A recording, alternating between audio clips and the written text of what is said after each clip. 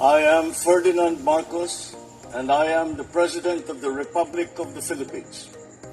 I stand today on behalf of 110 million Filipinos.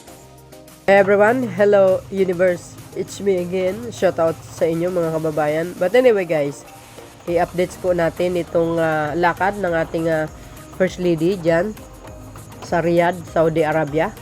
Ayan, kung nakikita nyo yung mga litrato, siyempre guys, ay launch with the OFW community in Saudi Arabia. Ito mga kababayan, kasi ang ating First Lady, dinala niya po dyan yung yung serbisyo caravan for OFW, one-stop shop government service for overseas Filipino workers. Di ba? Ganyan dapat. Ayan. Ito po yung pinaka-latest guys. Nung 18 pa yan.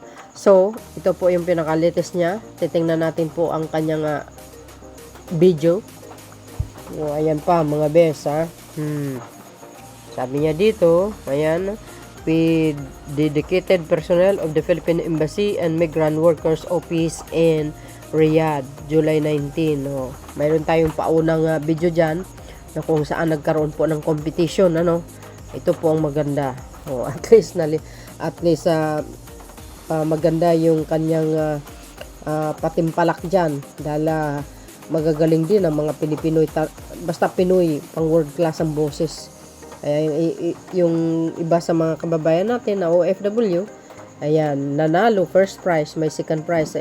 Naku, laki yun guys 500 riyad di, wow, ay 5,000 riyad di, ang laki yun mga bes.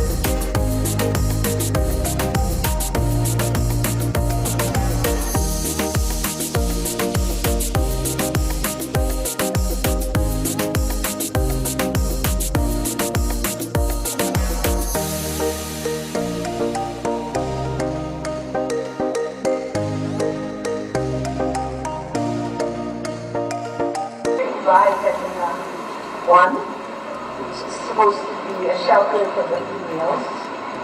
Wala akong nakikita mag-stress dito. For me, you are survivors. Diba? I don't see boring statistics.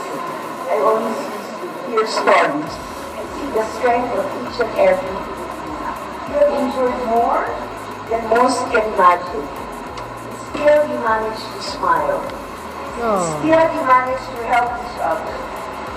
And still, you have a hope.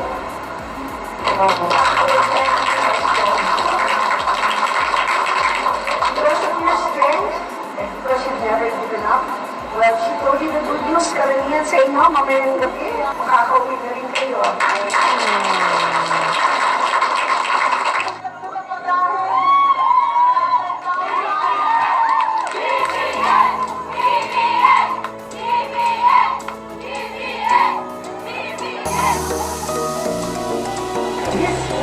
Possible without the tireless effort of you to provide this advice for you, your documents, your documents, your First Lady Luis Araneta Marcos.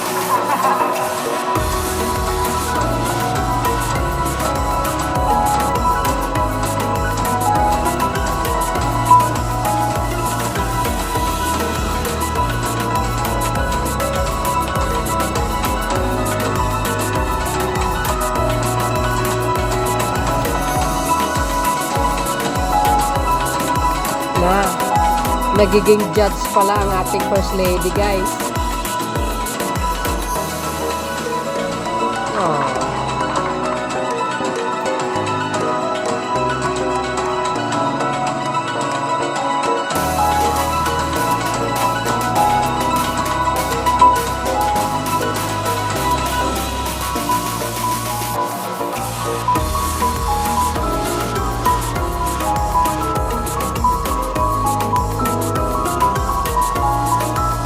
O yun, mga kababayan, napanood nyo ang ating First Lady.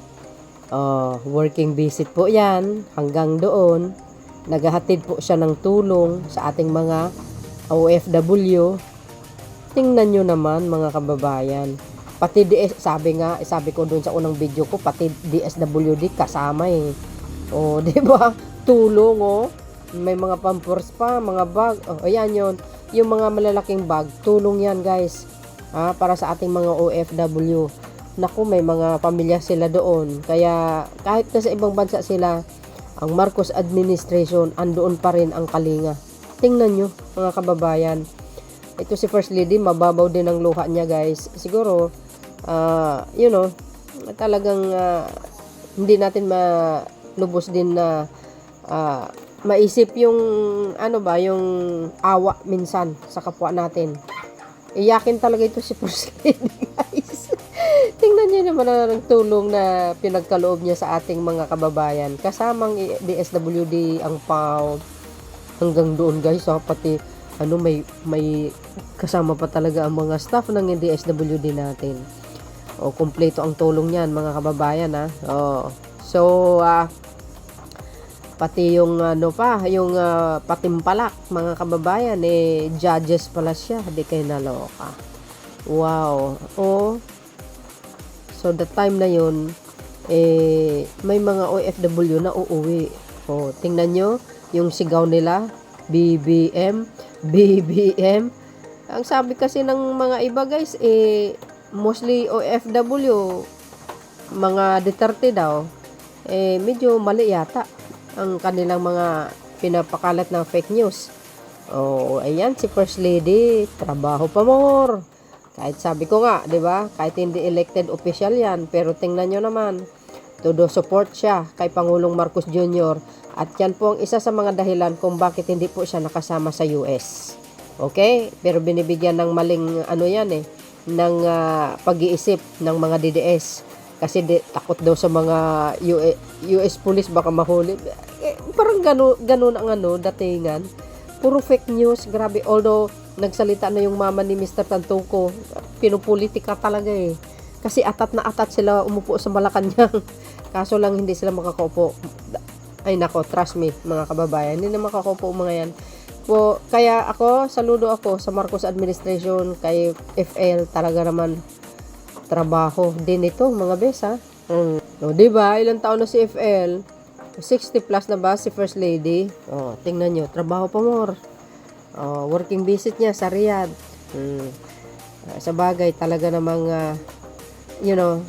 ay si dating FL Imelda Marcos, talagang iniikot niya din po ang mundo para sa, tumutulong siya sa dating Pangulong Marcos Sr. Ganun din ito. Kaya ako'y saludo sa kanyang dedikasyon para magpaabot ng tulong sa ating mga OFW dyan sa Riyadh. Nako, may mga anak pala sila doon, mga beswa. So, yun guys, ang aking pinaka-latest updates, sinadya ko talaga ito kasi para makita ng mga bumabatikos kay FL na talagang ang ating First Lady, nagtatrabaho siya, Kanya-kanyang lakad dito, guys, siya sa Riyadh, ang Pangulo sa US. So, yun guys, maraming salamat sa inyong watching. See you again on my next upload. Bye-bye-bye and baboos. God bless Philippines.